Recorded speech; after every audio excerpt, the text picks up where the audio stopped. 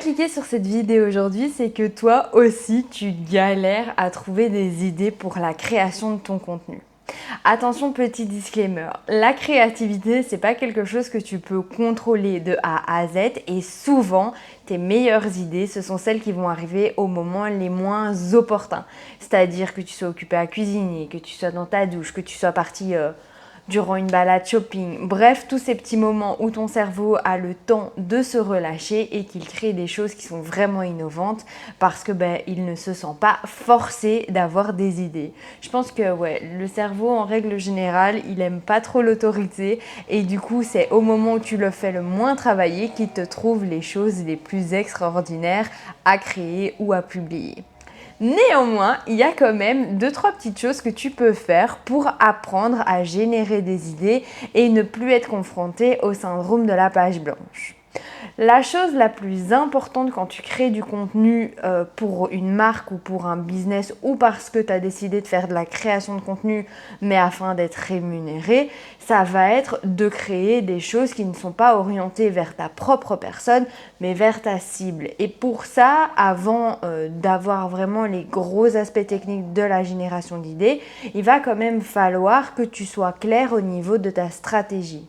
Non, je ne vais pas te parler de stratégie dans cette vidéo, mais c'est quand même important que tu comprennes que pour avoir des idées qui tiennent le fil et pour éviter de créer des idées que tu ne vas pas pouvoir réutiliser ou que tu vas avoir du mal à réorienter, que tu vas perdre ton temps, tu ne seras pas productive et tu vas être frustré, c'est important que tu gardes toujours le côté stratégique, le côté je ne parle pas pour moi, mais je parle pour les gens à qui je m'adresse dans le but de faire de l'argent et donc que tu aies une idée très claire de quel type d'idée va être du contenu evergreen, quel type d'idée va être du contenu tendance, quel type d'idée va être purement expérimental. Bref, toutes ces petites choses qu'il faut vraiment prendre en compte quand tu décides de créer du contenu. On passe aux choses sérieuses. La première chose pour apprendre à avoir des idées de façon régulière, c'est de connaître ta cible. Il faut absolument, quand tu crées ton contenu et que tu décides par exemple d'aller construire ton calendrier éditorial, il faut que tu aies en tête le fait que les personnes à qui tu t'adresses ont des besoins et cherchent des solutions.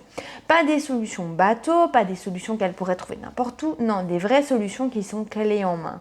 Du coup, une des premières choses à faire quand tu as besoin d'idées, c'est de te dire, ok, aujourd'hui, à l'instant T ou en prévision de telle ou telle période ou telle saison, qu'est-ce que ma cible va rechercher? Imaginons que tu es dans le skincare, qu'on arrive, bon là on en sort tout juste, mais qu'on est en pleine période estivale, la première chose que tu vas te dire c'est ok, là c'est le moment où le soleil pointe le bout de son nez, de quoi va avoir besoin ma cible? Qu'est-ce qu'elle va chercher? Typiquement des produits solaires, peut-être des produits solaires qui n'ont pas trop d'odeur, des produits solaires qui ne font pas de marque blanche. Et toi, si tu es créatrice UGC ou que tu es dans le skincare, tu vas pouvoir apporter des solutions à ces problèmes de façon vraiment pratique et efficace. Idem si tu es dans la nutrition. Tu pourrais très bien te dire, ok voilà, là maintenant ça va être la période des fêtes ou passer la période des fêtes. Qu'est-ce que ma cible a besoin? Ma cible a besoin de trouver des recettes alternatives pour ne pas manger trop calorique. Ma cible a besoin de savoir comment faire une petite semaine détox après la grosse bouffe des fêtes. Bref, toutes ces choses en fait qui sont pour toi peut-être super simples, mais qui sont beaucoup moins spontanées pour les personnes et qui en fait ont pourtant besoin de ces réponses qui pour toi sont si simples. Pour moi, c'est vraiment primordial que tu apprennes à concevoir ce dont les gens ont besoin et ce dont ta cible a besoin en termes de solutions. Évidemment, ces solutions, toutes ces questions qu'elles pourraient se poser, ça va être les idées de ton contenu et tu orienteras ta création autour de ça.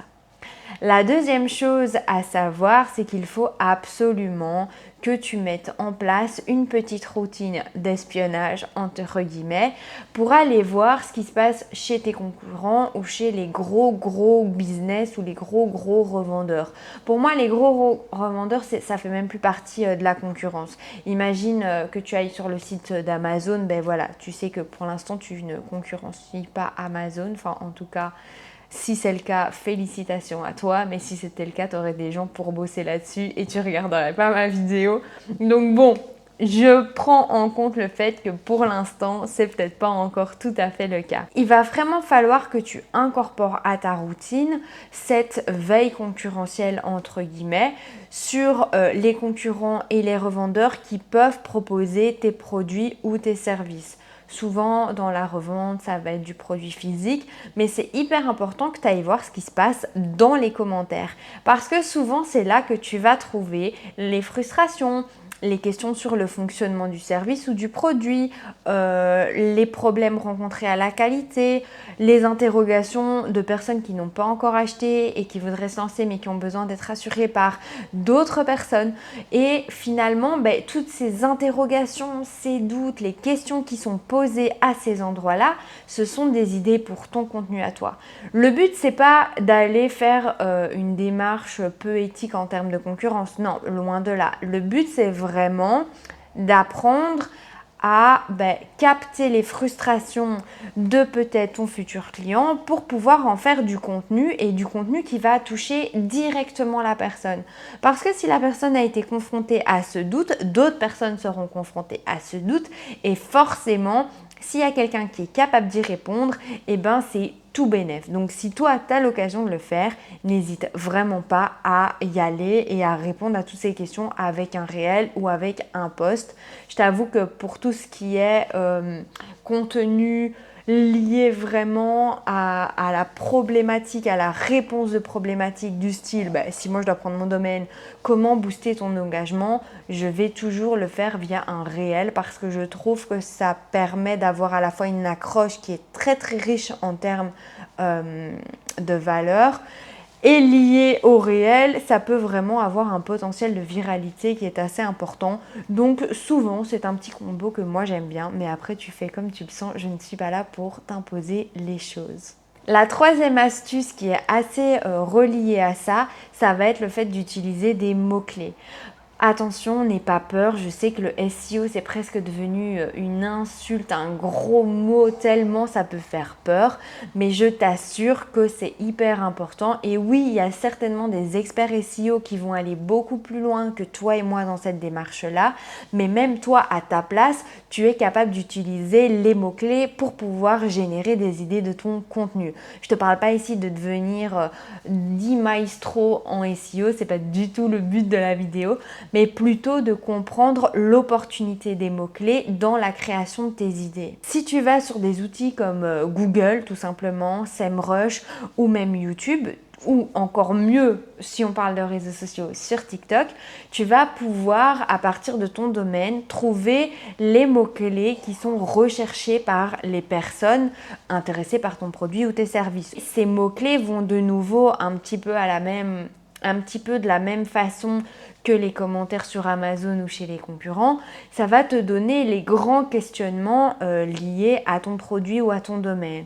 Et ça, c'est une aubaine parce que du coup, de nouveau, c'est du pain béni. Ça veut dire que les personnes, elles sont là, elles cherchent quelque chose, elles ont des interrogations, elles ont besoin de réponses et elles te le disent clairement. Moi, ça, je ne sais pas. Moi, ça, j'ai besoin qu'on me réponde. J'ai besoin d'avoir du réconfort dans ce doute-là, j'ai besoin qu'on réponde à ma frustration et forcément si toi tu arrives à mettre la main dessus, que tu arrives à développer ton contenu pour qu'il perce, pour qu'il se développe et qu'il ait une belle visibilité, ça peut forcément mener à un beau potentiel et que ce soit à la fois un potentiel en termes de notoriété sur ton compte Instagram ou TikTok ou bien en termes de conversion pour l'achat de tes produits. Tu l'auras compris, je suis fan de la réponse aux mots-clés et aux questions parce que je trouve vraiment que finalement c'est un petit peu comme si tes consommateurs venaient te dire « Hey Kelly, moi j'ai besoin d'une info sur ça,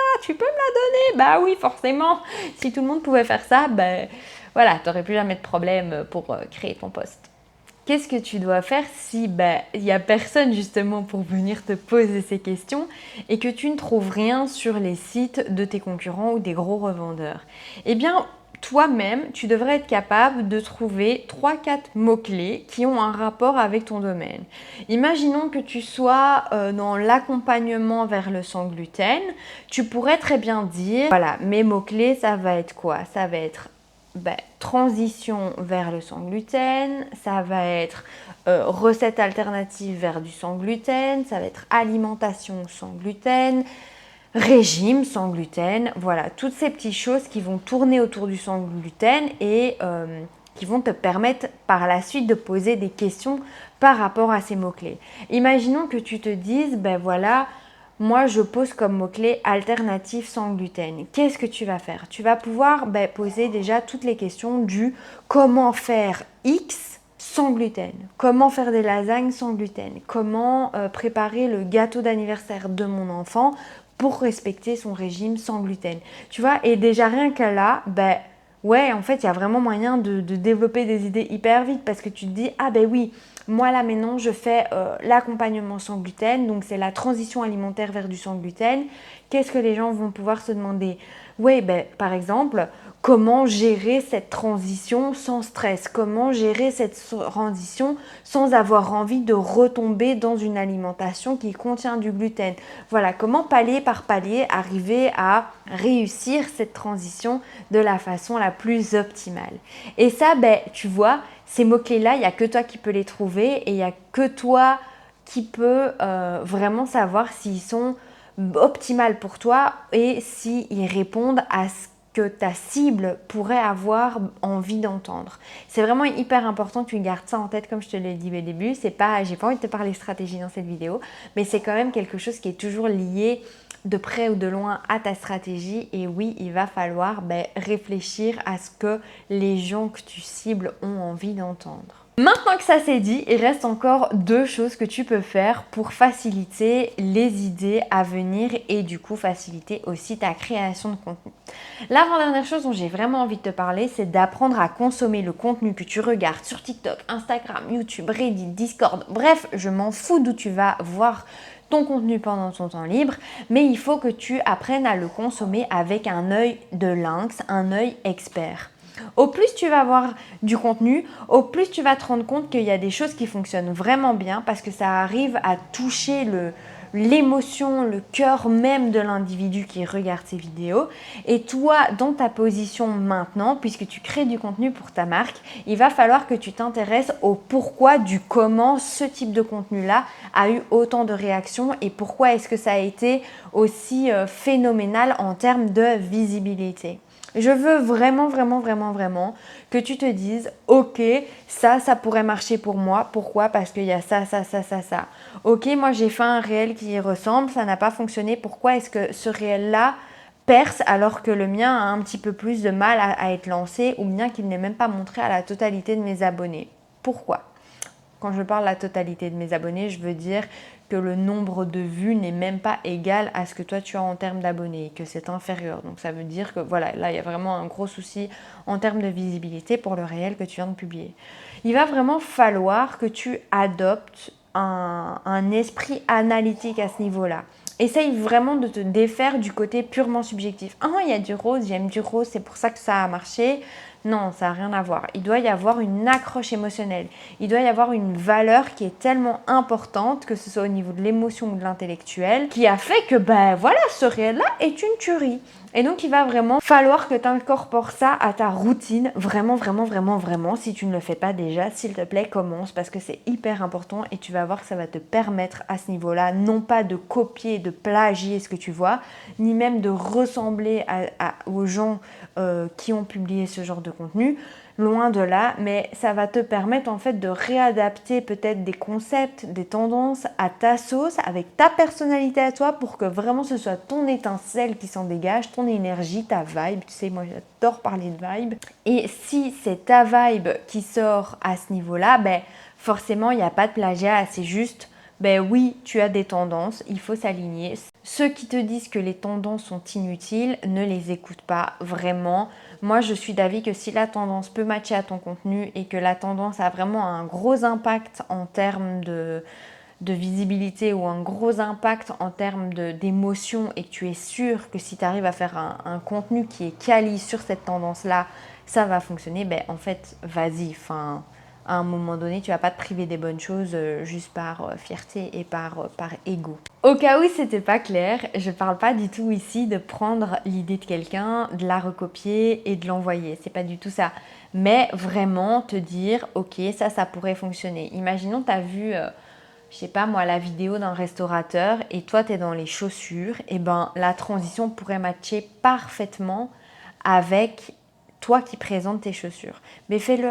Enfin, je veux dire, si toi tu t'es dit ah ouais, ça c'est sympa, ça veut dire que les autres aussi ils vont se dire ah ouais, ça c'est vraiment sympa. Et du coup, eh ben, il ne faut pas laisser passer cette opportunité parce que une fois que ça s'est passé, malheureusement, tu le sais, tout s'essouffle très vite et puis voilà, tu auras peut-être un peu l'impression d'être passé à côté de quelque chose d'important, peut-être même d'être frustré de ne pas l'avoir fait. Donc n'hésite pas et fais-le.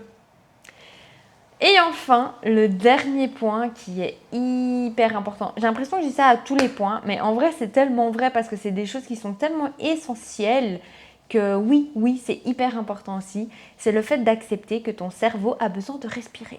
Oui, je sais, c'est moi qui dis ça. Oui, je sais que là, je me voile la face complètement parce que moi, je suis une geek du travail, très clairement. Mais vraiment, si tu veux avoir des idées innovantes, il va falloir laisser ton cerveau respirer. Je te l'ai dit, ton cerveau, il n'aime pas l'autorité. La partie créative de ton cerveau a besoin que ton corps soit dans une phase de relâchement, a besoin que ton flux sanguin soit bien irrigué. Donc c'est pour ça d'ailleurs que souvent tu as des bonnes idées quand tu balades, quand tu es occupé à nettoyer chez toi. Bref, tous ces petits moments. C'est ultra nécessaire que toi t'acceptes de te donner ces temps de pause pour pouvoir avoir des idées.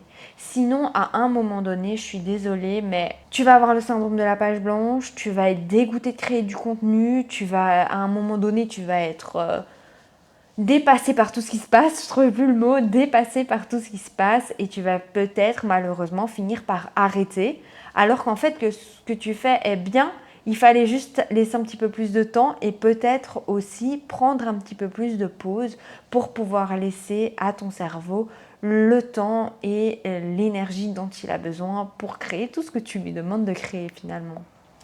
J'espère que cette vidéo t'aura vraiment apporté tous les éléments dont tu as besoin pour générer des idées. Comme je te l'ai dit, parfois tes meilleures idées, elles vont juste pop comme ça et puis les autres, tu peux les provoquer avec les astuces que je viens de te donner.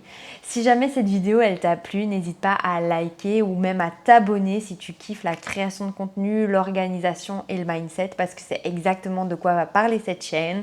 Si jamais t'es pas convaincu, n'hésite pas à aller voir ce que je fais déjà. Ça te donnera peut-être une petite idée et ça te convaincra peut-être de me suivre. En tout cas, moi, je suis hyper heureuse de pouvoir t'aider à ce niveau-là. Et puis, je te fais des bisous, hein. On se revoit quand on se revoit.